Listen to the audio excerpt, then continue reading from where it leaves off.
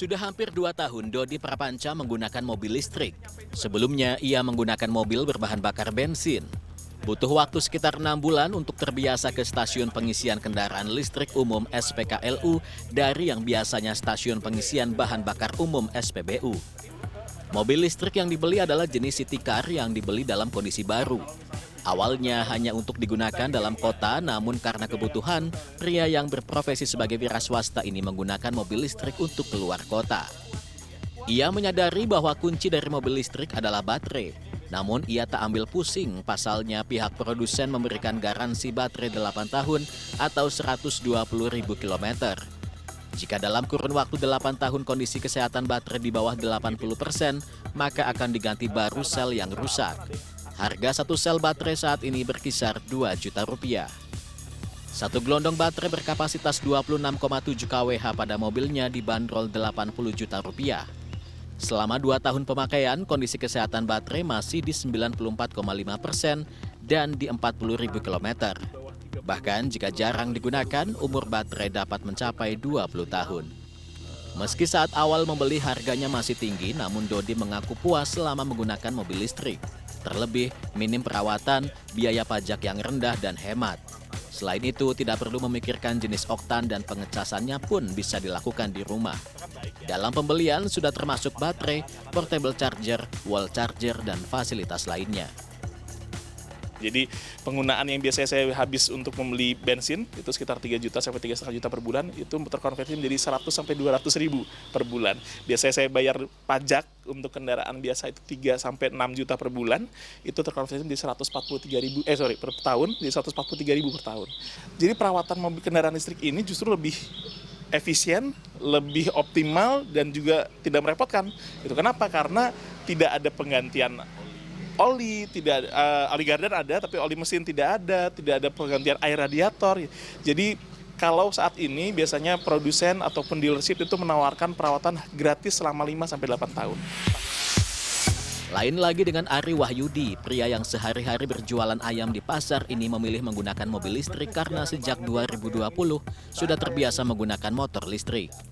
Sudah sekitar 1 tahun ia menggunakan mobil listrik. Jenis kendaraan yang dipilihnya adalah minibus. Selain mobil penumpang, juga bisa digunakan untuk membawa barang dengan lebih banyak. Bahkan tak jarang mobil tersebut digunakan untuk keluar kota. Ia membeli mobil dari baru. Dalam pembelian sudah turut disertakan portable charger, wall charger, serta baterai yang sudah masuk dalam perhitungan. Harga baterai sendiri sekitar 190 juta rupiah. Selain itu, produsen mobil listrik juga memberikan garansi baterai hingga 8 tahun atau mencapai 180.000 km. Jika dikalkulasikan dalam setahun 15.000 km, maka selama 8 tahun baru mencapai 120.000 km. Sehingga ia tak khawatir akan kondisi baterai mobilnya, sebab kualitas baterai tergantung dari pengecasan. Meski dalam satu kali pengecasan jarak tempuh hanya di 300 km, namun ia tak khawatir, sebab keberadaan SPKLU bisa diketahui selama di perjalanan.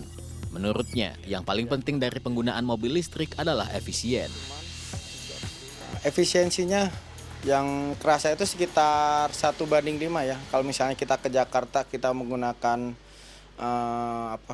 nilai uangnya itu mungkin 300-400 ribu, kalau mobil listrik cuma 100 ribu untuk jadi nilai per KWH-nya ya gitu maksudnya. Perawatan kita hampir free maintenance ya, kayak motor listrik atau ya sepeda listrik gitu ya. Kalau memang nggak ada trouble ya kita nggak perlu, cuman peralatan berkala aja yang dari pihak DFSK-nya aja gitu. Dari setahun kemarin saya cuman habis sekitar 450 ribu, itu udah kilometer 18 ribu. Menurut dosen produk industri dari Fakultas Seni Rupa dan Desain Institut Teknologi Bandung yang juga tergabung dalam tim pengembangan ekosistem kendaraan listrik, Yanes Martinus, bahwa perkembangan mobil listrik semakin cepat setiap tahunnya. Namun hal itu dibarengi pula dengan penurunan harga baterai yang ditunjang dengan kapasitas yang lebih besar dan jarak tempuh yang semakin jauh. Karena terus terang penggunaan kendaraan listrik ini dia hanya membutuhkan 20% atau sekitar seperlima energi dari kendaraan yang menggunakan bensin untuk kelas yang sama. Sangat hemat. Belum lagi dari sisi komponen. Komponen kendaraan listrik ini untuk menggerakkan sangat sedikit ya. Dia hanya bicara soal Kalau istilah umum ini ya baterai, kemudian ada controller, kemudian ada kalau bahasa orang awam tuh dinamo, kita bicara electric drivetrain. Hanya 3 komponen besar, sedangkan kalau mesin itu sudah di atas 1.700 komponen. Artinya servisnya sangat-sangat murah dan tidak ada ganti oli. Yanes menambahkan kendati hemat, minim perawatan serta biaya pajak yang rendah, namun ada sejumlah hal yang perlu diperhatikan ketika akan beralih ke mobil listrik.